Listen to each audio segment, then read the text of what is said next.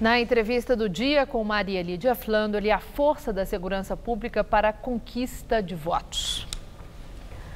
Quem analisa é Aldo Fornazieri, cientista político que já foi diretor acadêmico da Fundação Escola de Sociologia e Política, onde é professor. Muito obrigada por estar conosco. Bom, são muitas as dúvidas sobre a intervenção na segurança pública do Rio de Janeiro. Principalmente porque o comando dessa operação está nas mãos de um general, Braga Neto, um militar. Há quem entenda que essa intervenção possa ter sido o primeiro passo para uma intervenção maior no país, em outros estados, algo semelhante ao que aconteceu em 1964, quando houve a intervenção militar, que seria por alguns meses para a garantia da ordem e segurança e que durou 21 anos. Nós temos indicadores consistentes que o Brasil corre esse risco?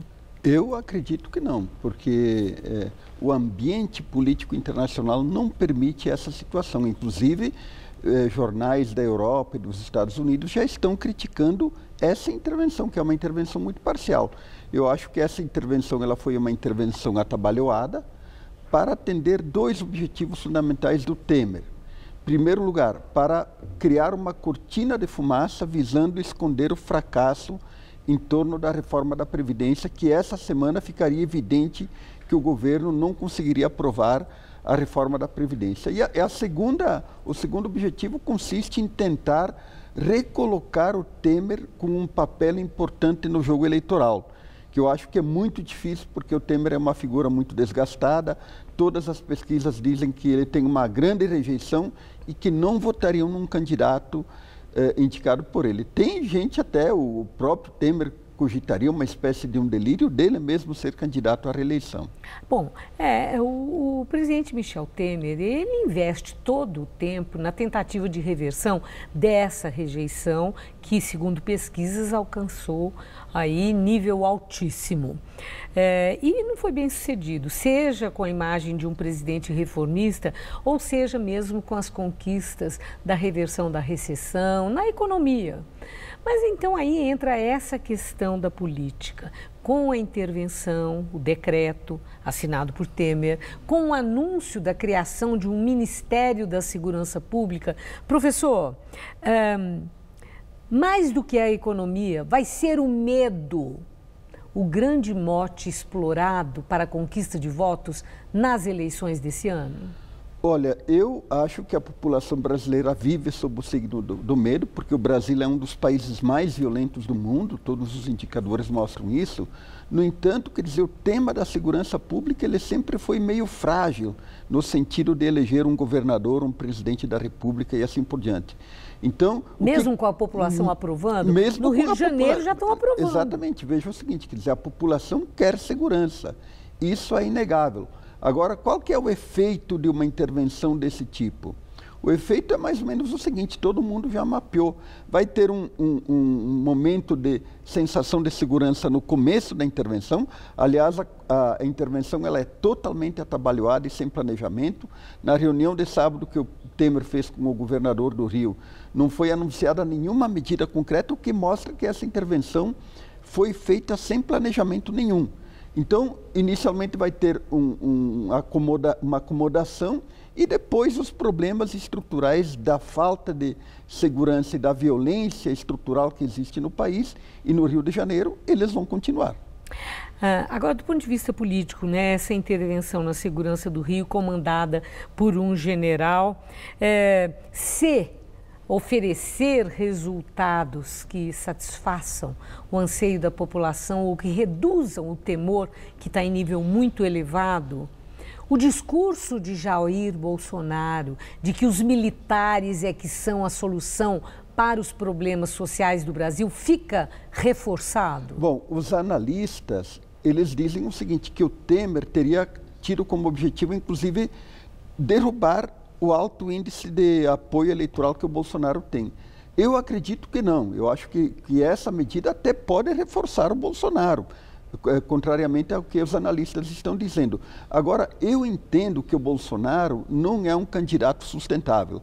Ele não vai se sustentar nem pela intervenção militar, e a intervenção militar vai ter pouca influência sobre ele, e eu acho que ele não é sustentável pelo que ele falou, pelo que ele é e pelo que ele já disse. Então, eu não vejo ele como um candidato competitivo. Mesmo com a desistência de Luciano Huck, Bolsonaro não poderia ser o grande beneficiário? Não acredito. Veja o seguinte, quer dizer, a população, ela quer exatamente uma segurança na vida, ela quer estabilidade. E nesse sentido, eu já tenho dito várias vezes que se as eleições fossem normais, não tivesse interferência da condenação do Lula, o mais provável seria um segundo turno tradicional, um segundo turno entre Lula e Alckmin. Essa é a minha opinião, porque eu entendo que existem forças estruturadas na sociedade que na hora da campanha eleitoral vão favorecer os candidatos que têm essas forças estruturadas na sociedade. Bom, agora, com a desistência de Luciano Huck, o senhor sustenta que Bolsonaro não é uma candidatura sustentável. Lula é muito vulnerável numa situação ainda indefinida, tanto em relação à possibilidade de prisão dele, se ele vai ou não conseguir o habeas corpus, que solicitado no Supremo, ou mesmo enquadrado na lei de ficha limpa. Geraldo Alckmin pode respirar aliviado com esse cenário? Eu acho que o Geraldo Alckmin é um candidato competitivo, exatamente porque ele tem uma força partidária e uma força institucional estruturada. E o Lula, eu acho assim que para o PT não resta outro caminho de tentar ir com o Lula até o fim.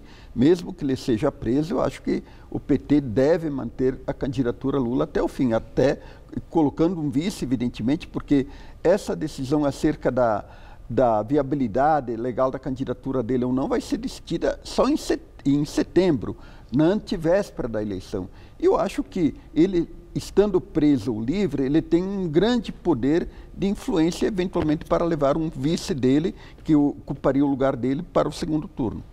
A última questão sobre o novo na política. Há espaço e tempo para a construção de uma imagem nacional de um desses nomes que estão surgindo nos vários movimentos criados e com muita atuação, principalmente nas redes sociais?